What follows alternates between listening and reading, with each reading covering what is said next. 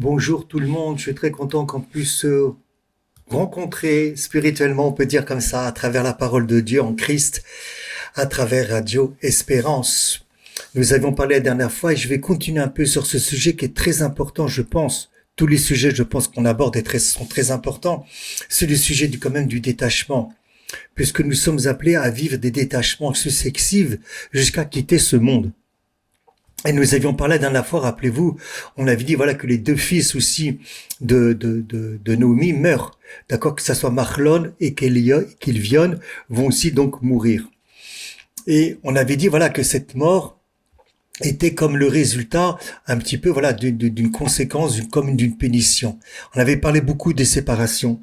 Je reviendrai sur un point très important aussi, sur le fait que c'est vrai, et on en parlera. C'est vrai que le péché a porté la mort dans le monde. Mais ce qui est extrêmement très intéressant, c'est que Paul va nous dire que pour lui, la mort est un gain. Donc, il ne le voit plus comme, en vérité, une conséquence du péché. Il le voit plus simplement comme une conséquence du péché. Et la question que nous devons nous poser, est-ce que nous voyons la mort comme un gain ? Et en fait, plus nous allons nous habituer à vivre à l'intérieur du Christ, à l'intérieur de Jésus, qu'en vérité, excusez-moi l'expression, on va être obnibulé, par le Christ, par Jésus, être envahi par lui, même si nous devons nous faire ce que nous devons faire, d'accord, dans le monde, comme on l'a dit, parce qu'on est des laïcs, eh ben, on verra la mort comme un gain. Pourquoi ? Parce qu'on n'aura qu'une seule envie, un seul désir, c'est de retrouver Jésus. Là où est ton cœur, c'est là où est ton désir, dira Jésus. Si notre cœur, il est d'être avec Jésus, la mort n'est plus vue comme une punition. Essentiellement, elle est vue, comme dit Paul, comme un gain. Et donc, vous voyez, c'est le détachement. C'est les détachements. Toujours un des détachements successifs que chacun est appelé à vivre dans sa vie, au niveau des caractères, au niveau des émotions, au niveau des passions, au niveau des blessures, au niveau de ça à quoi il est attaché émotionnellement, des fois mettons à des personnes très proches, ou bien du matériel, voilà. Mais je voudrais vous attirer aussi votre attention sur un autre verset de la Torah. On laisse de côté pour l'instant Ruth, et je vous propose d'ouvrir la Bible. C'est très important, ouvrez la parole de Dieu. Ne faites pas simplement que de m'écouter. Voilà, on n'est pas dans une conférence. Essayez aussi que vos yeux, votre intelligence soient en contact direct avec la parole de Dieu et avec les versets que la parole de Dieu nous donne. Dans le livre de la Genèse, le chapitre 48, dans le verset 8 et le verset 9, il y dit « Jacob vécut dans le pays d'Égypte 17 ans. La durée de la vie de Jacob fut donc de 147 ans. Et les jours d'Israël s'approchaient de leur terme et ses yeux étaient lourds. » Quel rapport avec le sujet qu'on développe, qu'on médite ensemble? Premièrement, vous voyez bien que la Torah dit clairement que les jours de Jacob étaient 147 ans. À un moment donné, on va partir, tout le monde part. On n'est que de passage. Et c'est pour ça qu'on doit vivre déjà du ciel sur terre. Et bien sûr que c'est pas évident. C'est pas évident non plus pour moi, c'est évident pas pour les prêtres, c'est pas évident pour les moines, c'est pas évident pour les sœurs, c'est pas évident pour chacun d'entre nous. C'est pas évident au niveau de notre sensibilité, soit que nous sommes encore attachés. Les rabbins, les sages d'Israël vont s'arrêter sur un détail, sur un point important, qui va correspondre à ce que nous sommes en train de partager. Lorsque nous regardons le texte, vous voyez, apprendre à observer, à voir le texte, pas simplement tout de suite le lire pour l'interpréter. Je vois que c'est écrit que Jacob ait vécu dans le pays d'Égypte. Je vois que le texte, la parole de Dieu me dit que Jacob il a vécu 147 ans. Et je vois que tout d'un coup, les jours d'Israël s'approchent à leur fin. Pourquoi changement de nom?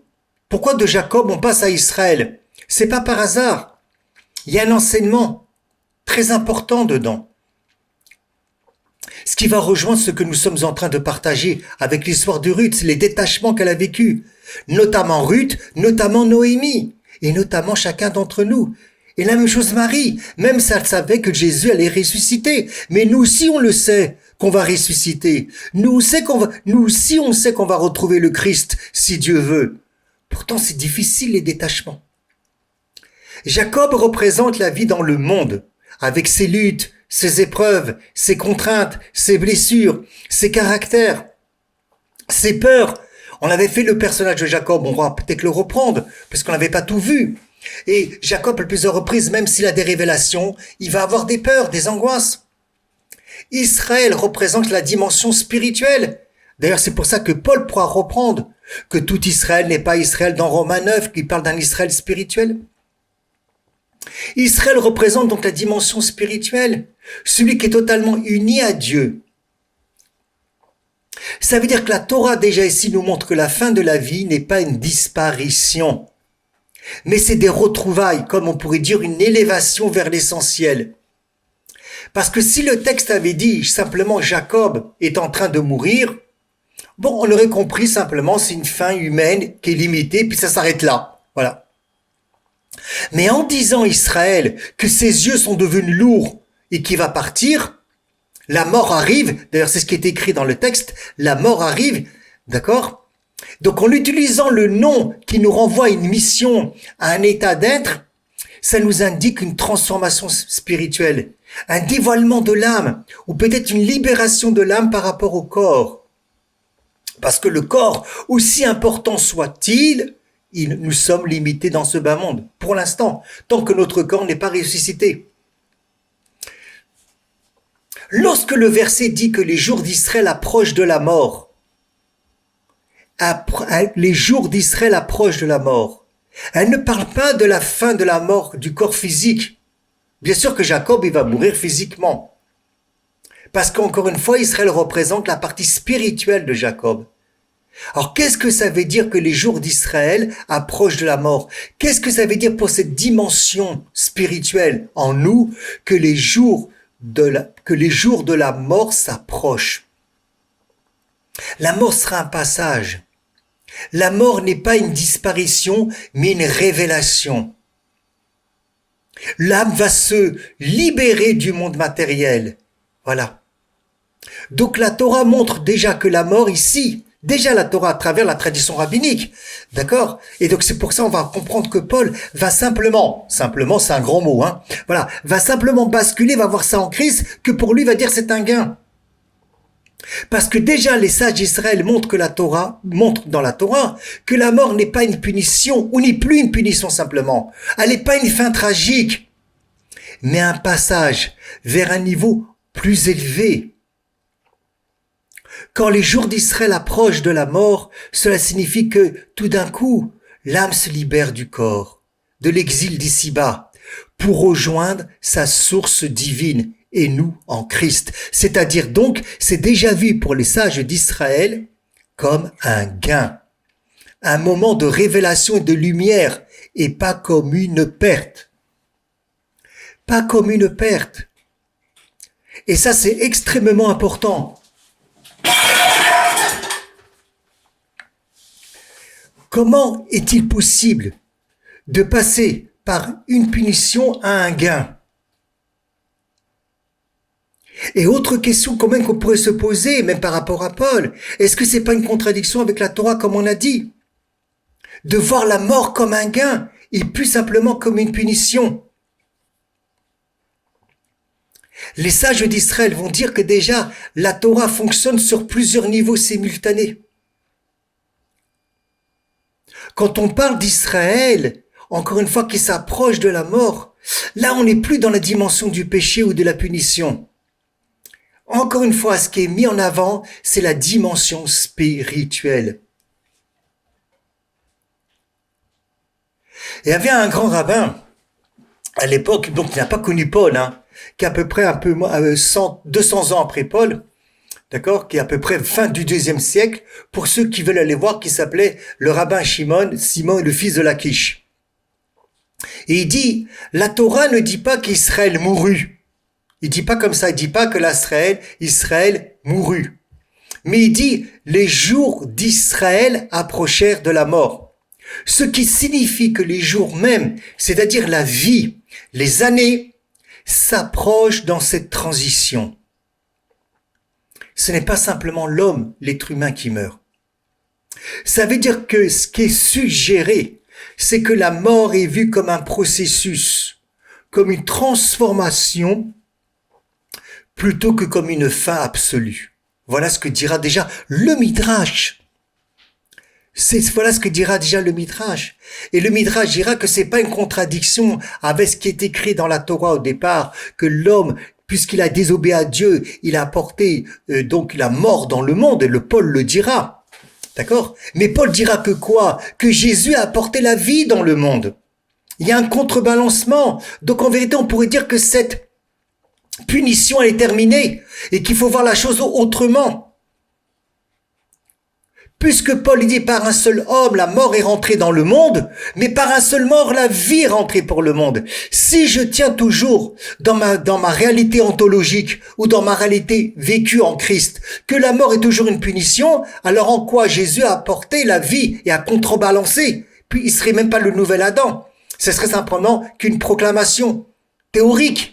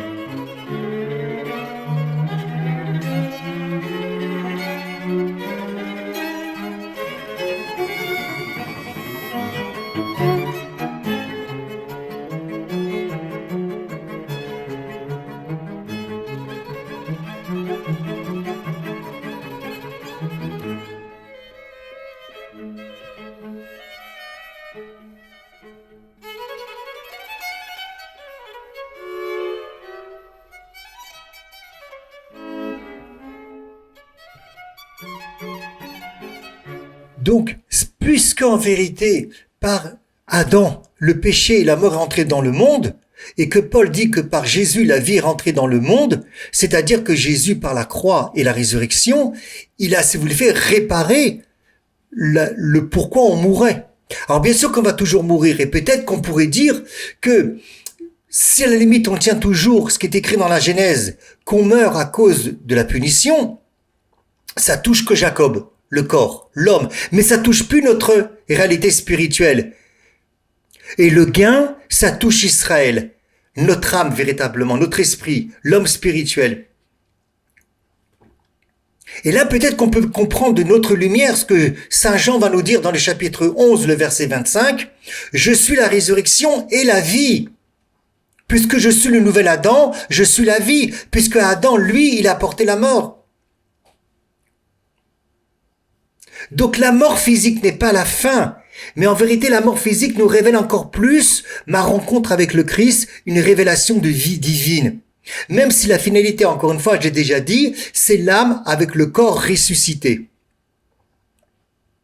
Et c'est pour ça que Paul dira dans 15, 42, 44, c'est intéressant que Paul nous dise ça quand même. Il faudrait quand même y réfléchir.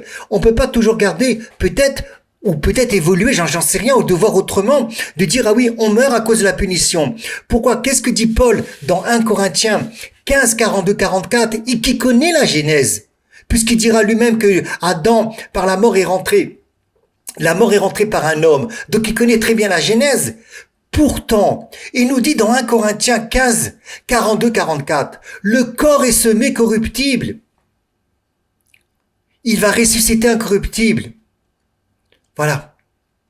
Alors il a dit, il est semé corruptible. C'est intéressant qu'il ne renvoie pas au péché.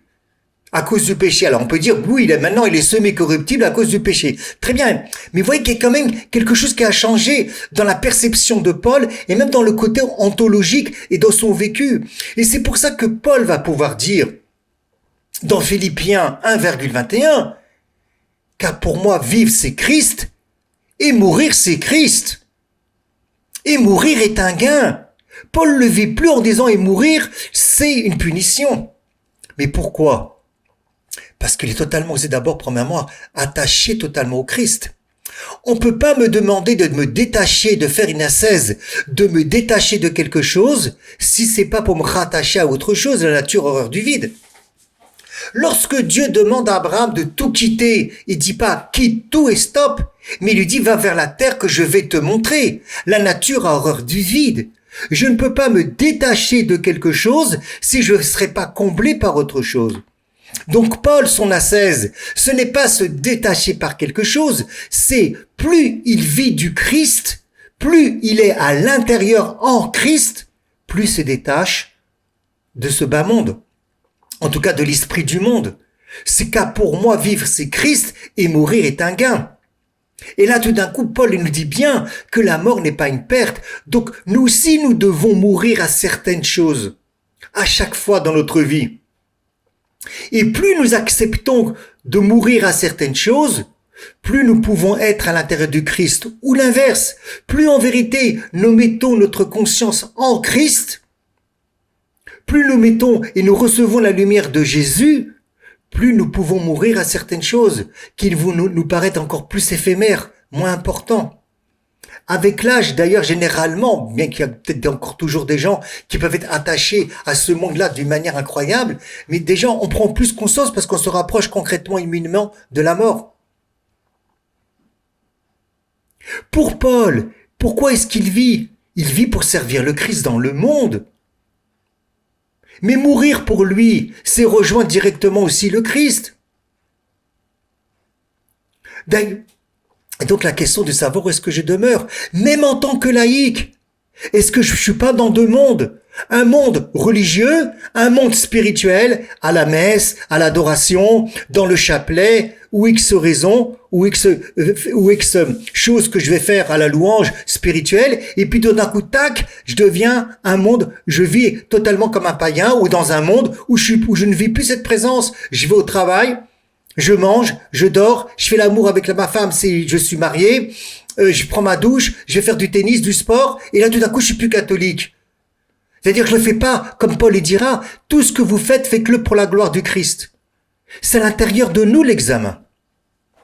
Au point où Paul dira, dans 2 Corinthiens 5:8, nous aimons mieux quitter ce corps et demeurer auprès du Seigneur. Vous imaginez? Nous aimons mieux quitter ce corps et demeurer auprès du Seigneur. Alors bien sûr que lorsqu'un conjoint, une conjointe part, il y a une tristesse qui est là. Il faut la vivre, c'est comme le deuil. Il y a une émotion, mais c'est mieux pour lui qui quitte ce corps pour aller demeurer auprès du Seigneur. Dans l'objectivité, dans la réalité objective et vérité, c'est mieux pour lui qui quitte ce corps pour aller demeurer auprès du Seigneur. Si j'y crois pas à ça, j'ai un bug, excusez-moi l'expression, dans mon christianisme, dans ma vie chrétienne, dans ce que je suis. Nous aimons mieux quitter ce corps et demeurer auprès du Seigneur. C'est dans ça que je dois rentrer tout petit à petit, même déjà ici-bas. Et c'est pour ça, encore une fois, que la mort, et donc les détachements, ce que Ruth va vivre, ce que Naomi vit, ce sont des morts, et donc la mort corporelle de même de ces deux garçons qui doit être dure. Ici, elle est présentée comme un passage vers la proximité immédiate avec Dieu. C'est un gain pour l'âme. Et Paul le dira. Mais la question va être comment est-ce que nous vivons, mes frères et sœurs? Et la question que je pose en premier pour moi, comment est-ce que nous vivons? Est-ce que nous sommes du monde ou est-ce qu'on n'est pas du monde? On peut faire des homélies, on peut prêcher, je dis en premier pour moi, et être du monde. Et que ça soit simplement intellectuel ou même des messages spirituels et pas plus. Mais est-ce que ça a touché véritablement ma conscience? Regardez ce que l'Épître aux Romains nous dit, 14,8.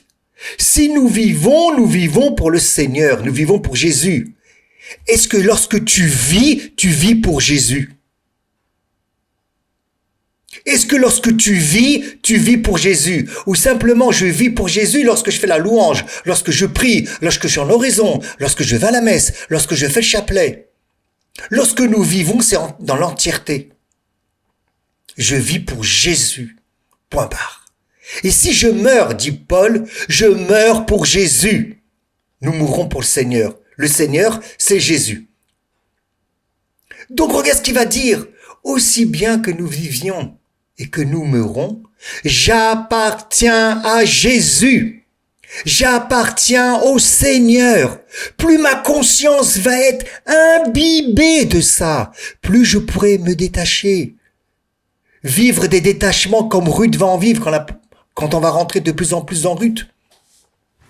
Je pourrais vivre des détachements, mais le but n'est pas le détachement. Le but est d'aller vers la terre que je vais te montrer. Le but c'est de vivre que j'appartiens au Seigneur. J'appartiens pas à une émotion. J'appartiens pas à mon passé. J'appartiens pas à mon histoire. J'appartiens pas à ce monde. J'appartiens pas à mes pulsions. J'appartiens pas à mes désirs. J'appartiens pas à quoi je suis attaché. J'appartiens à Jésus. On peut demander, déjà, le roi David a dit, faites vanité filati. J'ai traduit parlé en hébreu d'abord, c'est plus facile pour moi. Il a dit, moi je suis toute prière. C'est qu'en fait, il a transformé toute son étude en prière. C'est-à-dire que son étude n'était pas une étude, sa méditation n'était pas une méditation comme on peut faire nous, qu'on étudie la parole, on médite la parole, et puis après on va aller prier. David a demandé que toute son étude devienne prière. Et qu'en vérité, lorsqu'on est en train de parler là maintenant, c'est une prière qui monte à Dieu. Donc c'est vrai que je pourrais dire, demandons à Dieu, demandons cette grâce à Dieu, de pouvoir vivre et d'appartenir au Seigneur. Mais ça veut dire que je coupe la poire. Ça veut dire que mon étude n'est qu'une étude intellectuelle et spirituelle. Elle n'est pas prière. Or, il faut que mon étude de la Torah, mon étude des évangiles, ma méditation des évangiles, c'est un dialogue avec Jésus. Donc, c'est une prière en soi. C'est déjà une prière en soi. Je suis en contact avec Jésus. Quand 2 ou 3 personnes se réunissent en mon nom, je suis là au milieu de vous. Tac. Voilà. Donc peut-être que j'ai même pas besoin de dire, on va demander ça en prière. Parce que c'est déjà une prière en soi, on est en dialogue. Nous appartenons à Jésus. En fait, Jésus, on t'appartient. Et c'est ça qu'on doit prendre conscience. Ce que Paul nous donne.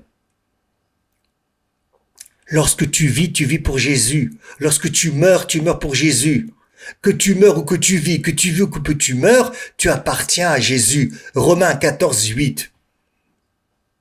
Donc en fait, que Paul ici, Saint Paul nous montre que la mort et la vie sont les deux voies pour servir Dieu, pour être attaché à Jésus. Mais ça suffit pas être attaché à Jésus, ça suffit pas de servir Dieu, c'est de lui appartenir. Je ne m'appartiens plus, je m'appartiens à lui. Voilà. Et c'est pour ça que la mort peut être un gain spirituel. Parce qu'elle ne va rien ôter à l'appartenance à qui j'appartiens. Parce que déjà ici-bas, j'ai prié, travaillé, médité que j'appartiens à Jésus. Voilà.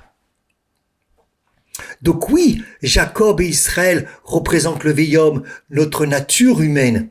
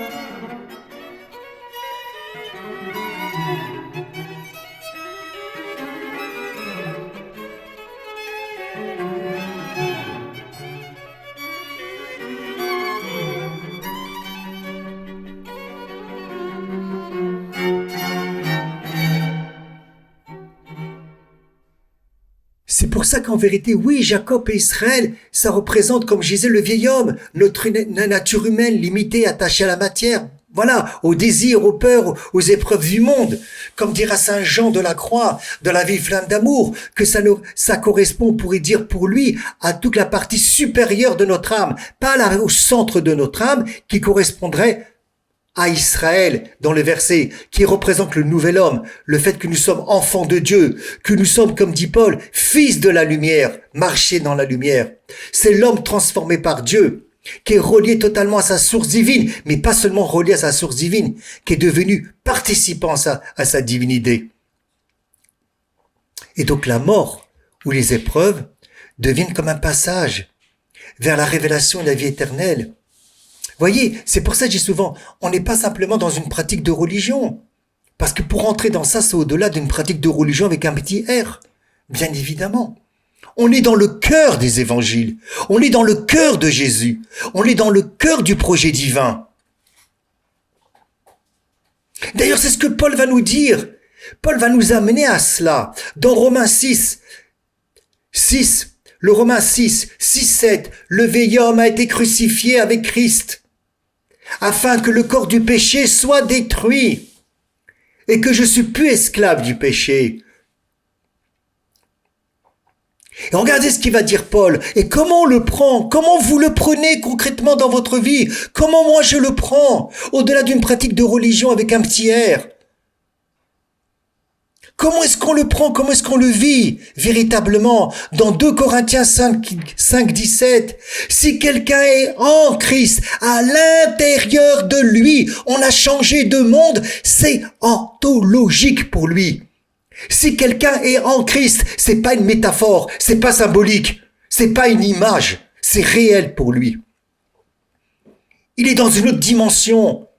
Il a changé comme toi ou moi, on peut tout d'un coup, on est dans nos émotions, alors on est ailleurs, on est dans une dépression, alors on est ailleurs. Et que ma pensée tout d'un coup, quand je vous parle, elle va partir ailleurs, donc t'es ailleurs totalement. Donc lui dit, si t'es en Christ, puisque t'es en Christ à l'intérieur de lui, pas simplement être attaché à lui, pas être uni à lui, pas simplement ce qu'on peut comprendre un face-à-face extérieur. T'es en lui. Déjà, faut comprendre ça, rentrer à l'intérieur de ça, que ma conscience rentre dans cette nouvelle façon de voir la relation Jésus-Paul, Paul-Jésus, c'est-à-dire moi, Jésus et Jésus, moi. Mais Jean l'avait dit déjà, demeurez en moi, changez de monde, de conscience, vous n'êtes pas de ce monde. Si quelqu'un est en Christ, regarde ce qu'il va dire, il est une nouvelle création. Les choses anciennes sont passées, voici que tout est devenu nouveau. Ça veut dire quoi? C'est des mots, c'est des slogans, c'est des choses simplement que je vais dire, je vais prêcher, faire une homélie, et j'ai en premier pour moi. Et comment concrètement on va le vivre, mes frères et sœurs? Comment on va le vivre?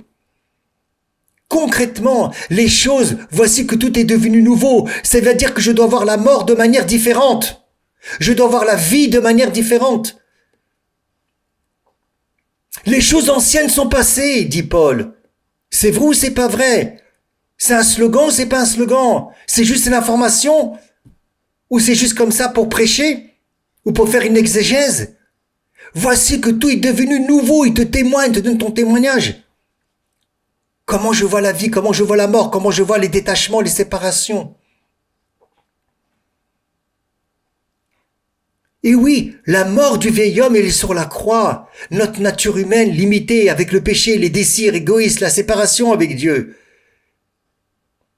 Mais c'est ce que Jésus a pris sur lui, d'accord? Et ses conséquences, y compris la mort. C'est pour ça qu'il a vaincu la mort.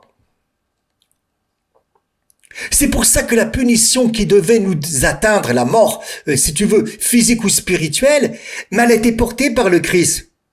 Et c'est ce que dira Paul dans Romains 6, le vieil homme en nous est crucifié avec lui. Et je vois la mort comme un gain.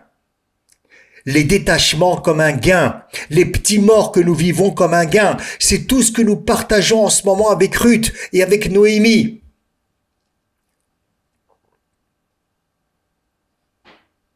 Ça veut dire que concrètement, avant la croix, la mort, oui, était une conséquence de la désobéissance, un vrai danger pour l'homme. Mais grâce à la croix, la mort n'est plus simplement qu'une punition pour le croyant, pour le chrétien.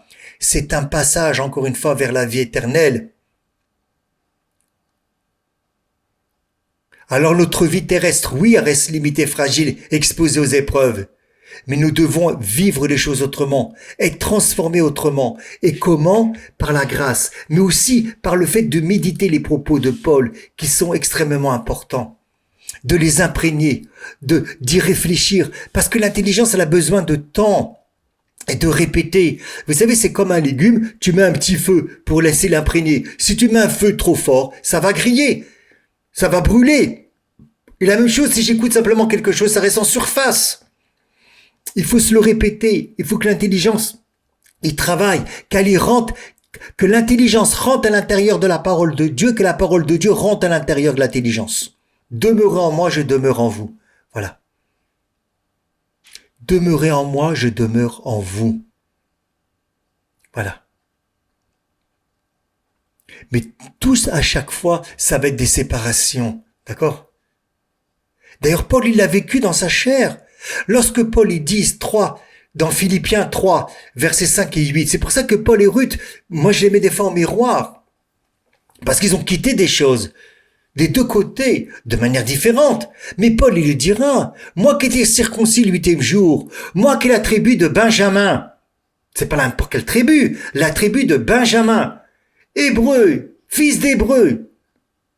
Mais c'est fini, j'ai coupé, je le regarde comme une boue. Peu importe les traductions pour l'instant, si c'est le terme boue qu'il faut utiliser ou pas. Mais c'est ce que va faire Ruth, elle va couper. Et qu'est-ce que fait Paul? Il se sépare de ce qu'il a vécu, ou peut-être de ce que l'idéal était pour lui, d'accord, pour écouter quoi? L'appel de Dieu.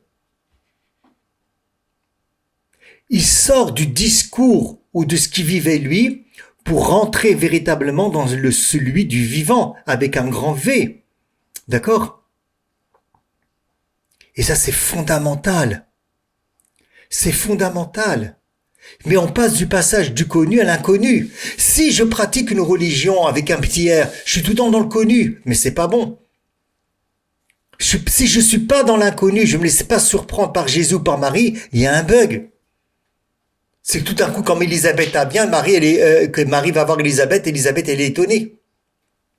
Et ce modèle, la parole te donne des témoignages. Abraham, Ruth, Paul, Jésus, mais tout d'autres, bien d'autres. Et c'est sûr que ce départ au niveau des sens, c'est sûr que ce départ au niveau psychologique, ça va être comme va dire Saint Jean de la Croix, ça va être une nuit noire. On perd les repères, on perd la structure sociale, mais on perd aussi les certitudes, d'accord? On perd les certitudes qu'on peut avoir, même des certitudes spirituelles, même des certitudes de ma façon d'être en relation avec Dieu, ou même avec Jésus. N'oubliez pas que le mot persona, le mot personne veut dire masque, d'accord? La persona, la personne, c'est le masque social que l'on porte, d'accord? Et donc quitter son peuple comme va faire Ruth, d'accord? Ou comme fait Paul, ou comme fait tous les convertis, quelles que soient des autres religions ou cultures qui viennent, ou même les gens qui sont nés de souche catholique ou chrétienne, mais qui doivent quitter quelque chose.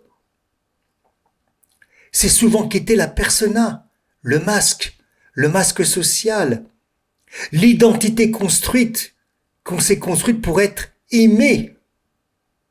Et ça oblige à aller à la rencontre véritablement du Sauveur, ou de laisser le Sauveur nous rencontrer. Mais en même temps, ça nous oblige aussi à rencontrer ce qu'on appellera l'ombre chez Jung, de ne pas le nier. Mais Ruth, en tant que femme moabite, elle rentre dans une culture totalement étrangère. Elle qui est impure. Elle est perçue comme une étrangère, comme quelqu'un d'impur. Elle va transformer cette ombre en lumière. Elle va transformer cette stérilité en royauté messianique. Mais ça ne suffit pas de parler sur Ruth, parce que ça restera, comme on dirait en hébreu, une dracha, une homélie. Combien d'homélies on entend? Ça rentre d'une oreille, ça sort de l'autre. On doit le vivre. C'est notre vocation. Et on le vit par la grâce de Christ. Que ma conscience soit en lui tout le temps. Prier tout le temps, comme dira Paul. C'est pas tout le temps de faire des prières liturgiques. Mais d'être tout le temps avec le Christ, avec Jésus ou avec Marie. Quitte ton peuple et la maison de ton père, nous dira le psaume 45. Et le roi était pris de ta beauté. Tu imagines déjà ce que David va nous dire là? Quitte ton peuple. Quitte la maison de ton père. Est-ce qu'on est capable de quitter quelque chose par nous-mêmes, mais de prendre conscience qu'on doit quitter? Et la beauté véritable, elle n'est pas que esthétique. C'est la révélation de l'être, sans phare, sans protection, sans identité culturelle, identitaire, religieuse. Et cette beauté n'apparaît qu'après le renoncement. Voilà. Notre vieil homme se dissout pour que notre nouvel homme puisse naître et apparaître à chaque fois.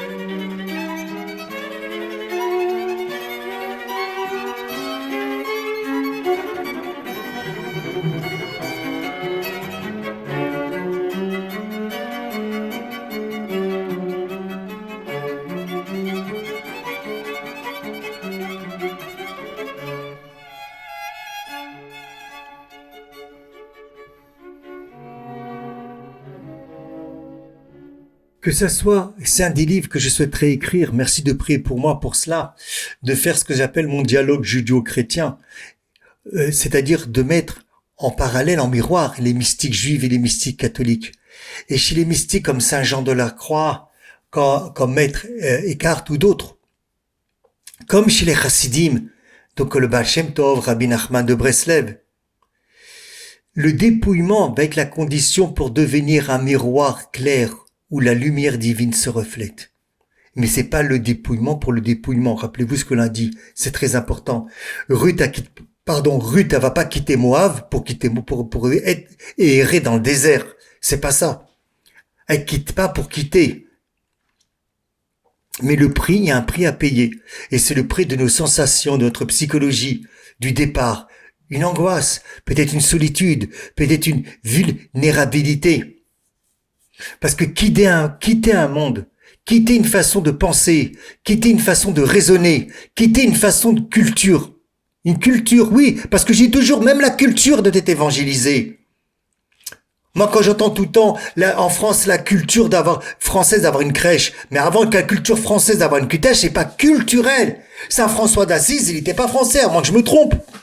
Et j'ai rien contre la culture française. Mais la culture française, elle doit être évangélisée. La culture française, elle doit être imprégnée du Christ. C'est l'incarnation. Il a pris notre humanité. Donc même la culture française, elle doit être imbibée du Verbe de Dieu. Et pas de dire culture française et religion chrétienne ou religion catholique. Et que ça appartient à la culture française. Ça n'appartient pas à la culture française. Ça appartient d'abord au christianisme, au catholicisme. Et que c'est le catholicisme qui rentre à l'intérieur de la culture française, ou à l'intérieur de notre culture. Et donc, quitter cette perception et de dire, il y a la culture française, ou mettons la religion catholique. C'est pas évident. C'est une angoisse, c'est une solitude, c'est une vulnérabilité. On n'a pas envie. Les crèches, c'est la culture française. Non, la crèche d'abord c'est Saint François d'Assise. C'est chrétien.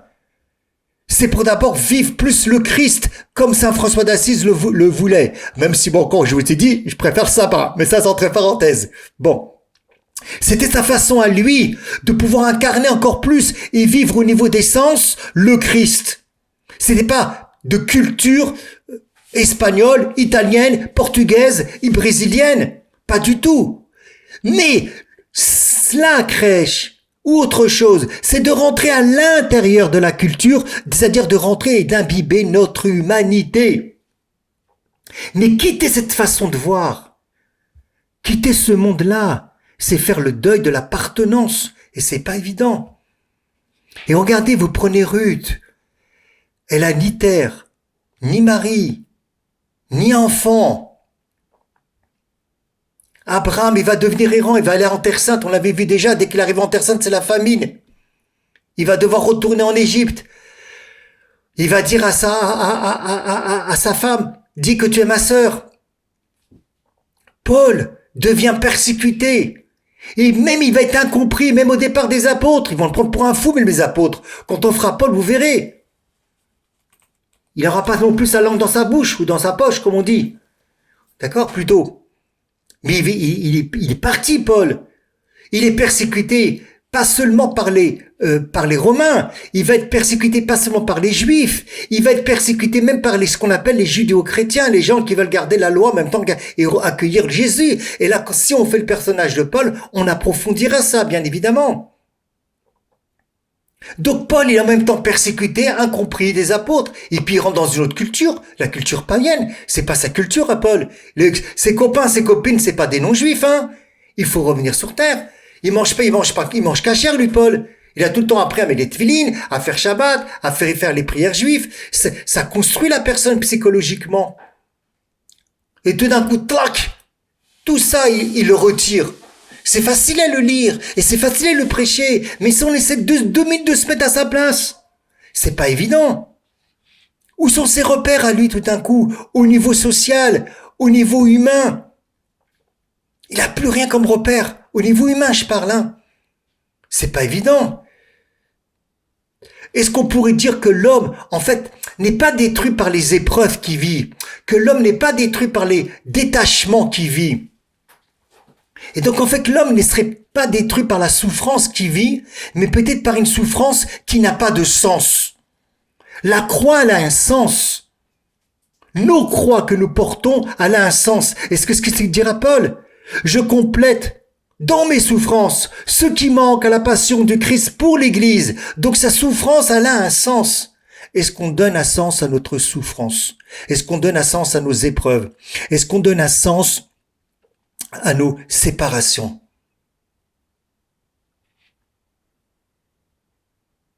Le départ, la séparation, elle peut être salvateur pour nous. À partir du moment où elle est habitée d'un sens christique ou christologique, vous verrez en français ce qui est mieux à dire, ou en Christ. Habitée d'un sens en Christ, parce que c'est plus grand que moi-même. Et ici, le sens et la fidélité à un appel intérieur, à Dieu, à Jésus, à notre vocation. Le roi était pris de ta beauté, mais tu vas devoir quitter, te séparer. Et c'est ce verset, cette proclamation, est le cœur vraiment de la processus d'une transformation. Tu veux me suivre, mais tu vas devoir te quitter des choses. Prends ta croix. Il faut quitter pour révéler. Il faut retirer pour s'unifier. Et ça, c'est extrêmement important. Extrêmement important. Si on reprend textuellement le texte Ruth 1,5, qu'ils sont morts tous deux aussi, Mahlon et Kilion, donc on est dans Ruth 1,5, et la femme fut laissée privée de ses 2 fils et de son mari. T'imagines? Mais t'imagines? Franchement, elle a été laissée privée de ses 2 garçons et de son mari.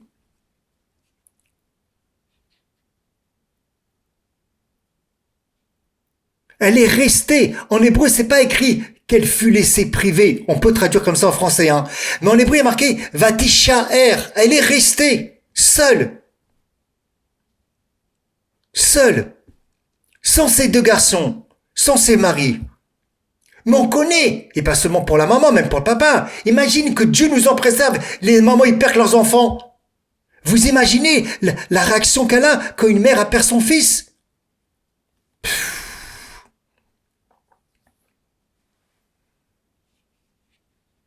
C'est incroyable.